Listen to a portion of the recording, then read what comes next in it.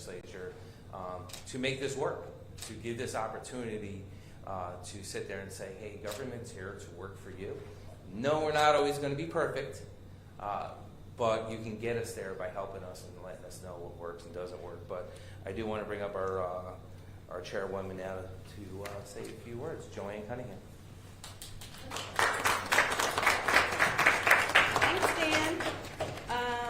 Very, very happy and proud to be here. Housing. We've been working on lots of different initiatives in the chair's office, in our majority conference, and of course with our county exec and his whole team. Lots of exciting components to helping to address the shortage of housing in Albany County. I will say I've been hitting a lot of door knocking recently, and I will say one of the interesting things is there seems to be a lot, and Dan, they're paying a lot of attention in Bethlehem to your comments about St. Rose in a very positive being really. And one issue that has taken hold, and a number of doors brought this up to me, folks in Bethlehem, is I hear there might be some senior housing being developed at St. Rose, and I said certainly that is front and center for the county exec as one component that is being looked at for the St. Rose campus. And there's a lot of interest in that. A lot of folks in Bethlehem are starting to think about what they do down the line as far as options moving into senior housing. So I think housing is front and center on the minds of a lot of folks. Very happy to be part of this today with our county exec and his team, members of the legislature, my deputy chair, Wanda Willingham, who has been working on housing issues for many, many years, along with many members of the Democratic majority. And also our Albany County Controller, Susan Rizzo, who is also a tremendous partner working closely with all of us. These are two very exciting components that we're glad to participate with Dan in announcing today, but there's going to be more to come. These two are exciting. As Dan mentioned, the Navigator program is so smart, and the RFP is going to be going out, I think, later this month, and it will focus on trying to operationalize the construction of a person or an entity that is going to be that person that Dan mentioned, somebody who's going to help you navigate all the different components of home ownership, which are many. And it's not just financing and realty, it's also, what is available for you, how you make the finances work, how do you get the best deal from mortgage lenders, how do you get the best deal in the real estate market, and all of those tricky things. I think this is a smart tool that so many young people and first-time home buyers are going to be able to tap and access. Really, really smart policy here. The second item that we're also announcing, and the legislature will be introduced as a local law in the legislature later this month at our April meeting, I guess, and that is a tax credit for the construction of these accessory dwelling units. So we actually did this in my family here in Albany County for my dad, who unfortunately passed away in 2020 before he could actually move in. But my sister would have benefited from this. And basically, she built off of her house a special room that was going to be a living space bedroom with its own bathroom, with a separate kind of outside door, first floor, no stairs. And it was for my dad, who at the time was 89, and his health was failing. And he wanted to be close to my sister and I here in Bethlehem, in Albany County, and so we had this great idea to kind of build out. So this proposal that we are unveiling and announcing today, which again will go through the legislature's committee process and then voted on the floor, will incentivize through the tax code the building of these accessory dwelling units. And it's a great option for older people who want to be with their families and a great option for them to have kind of segregated space. And the other thing it does, and I think this is really important to note, is it also, by allowing and facilitating and incentivizing that, you're also freeing up housing for other folks that need it in Albany County, which is also smart. We have a housing shortage here. Dan outlined the expense of it. It's really hard to find affordable housing. More of your income today is going toward housing than ever before by a long shot. And we need to think creatively, and these are two very concrete solutions that will change the game, hopefully, for first-time home buyers, young home buyers, and also older folks who want to live with their families. So very, very happy to be part of this. And it's a lot of fun to work with people who are great partners.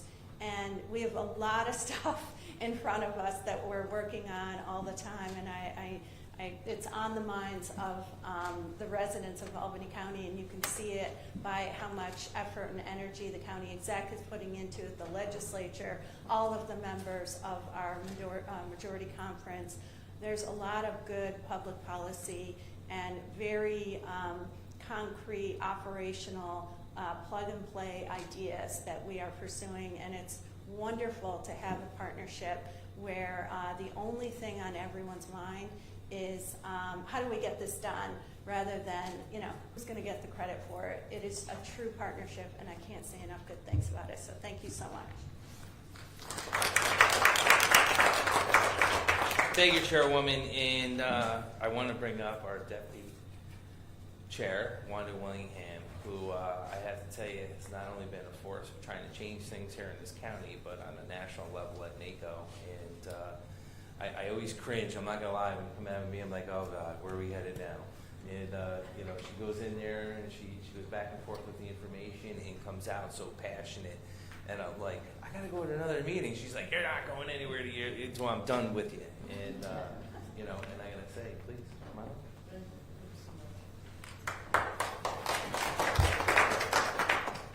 Thank you so much, Dan.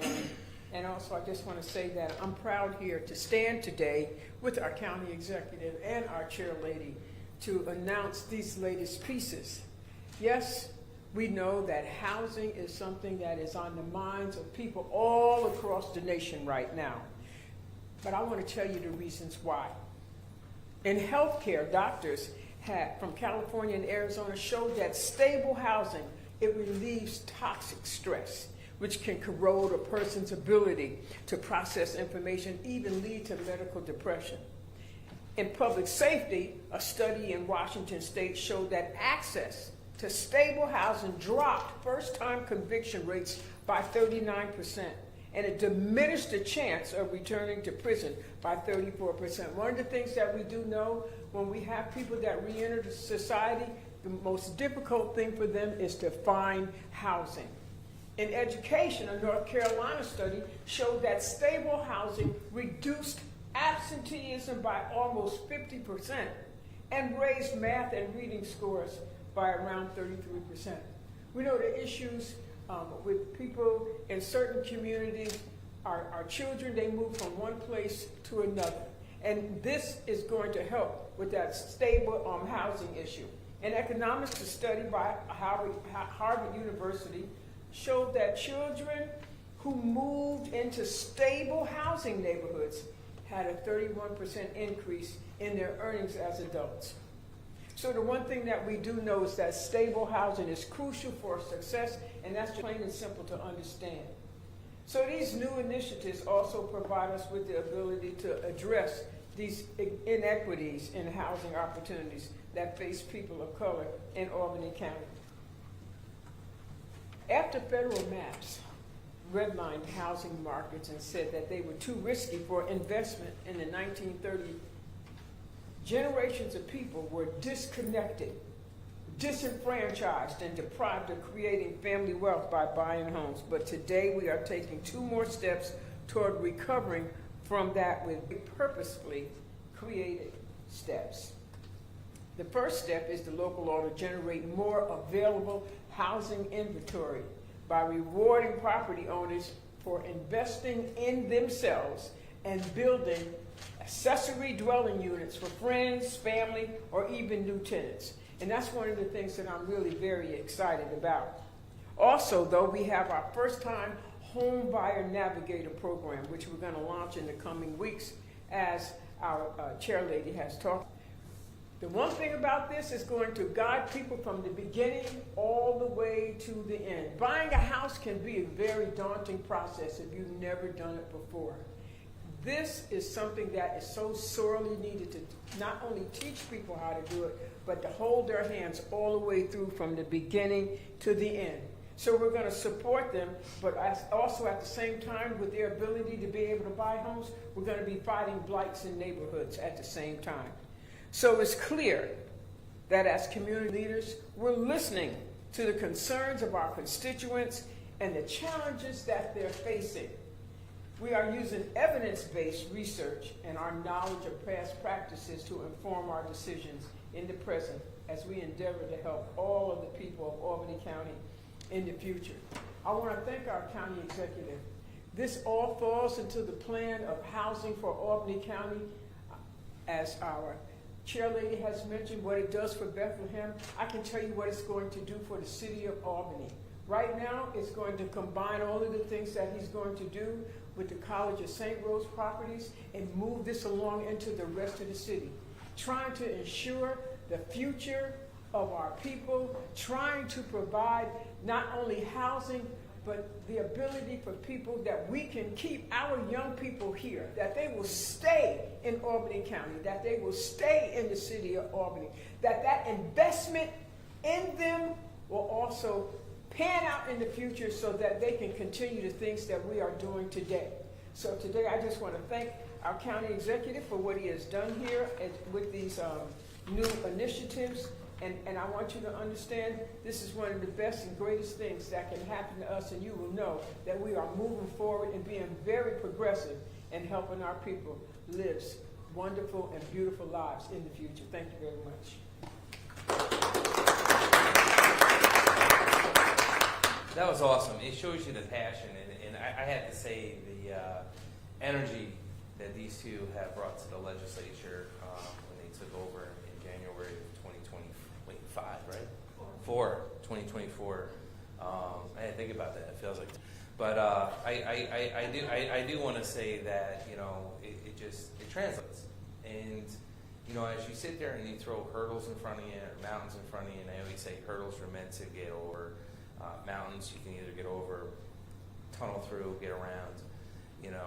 It comes down to the reality of if not now, then when? If not us, then who? And we can sit there and point fingers and bellyache, or we can figure out the solution to the problem. It's not always going to be perfect. We're always going to get criticized. But what we're doing now is not working. So if we can make it simplify the process, we can continue to do projects like this, and we can continue to look at St. Rose. And I give Wanda and Joanne a lot of credit, and the rest of the legislatures that's been involved over there, and the ones that have reached out to me constantly about this, Gary DeMolitz and other ones that keep saying, hey, what are we doing? And we want to do mixed use for housing for seniors and make it for people that normally couldn't afford something like this, can afford it, and not worry about their retirement and have a beautiful place to walk around. But then you see other people that want to come there that just want to be part of it. I've had more people grab me saying, we don't have this in the city of Albany.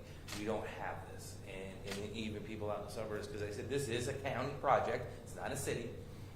This is about the county and bringing people in and seeing people out in the suburbs that are like, hey, I never thought of moving there, but now I'm older, and I just love the concept. And we haven't even put it all out there yet. And that's the funny thing. So we haven't even gotten that far, like laying everything out, and people are already excited. So stay tuned. I don't know if anyone has any questions from the media, from anyone up here. All right, we're all set. So thank you, everybody.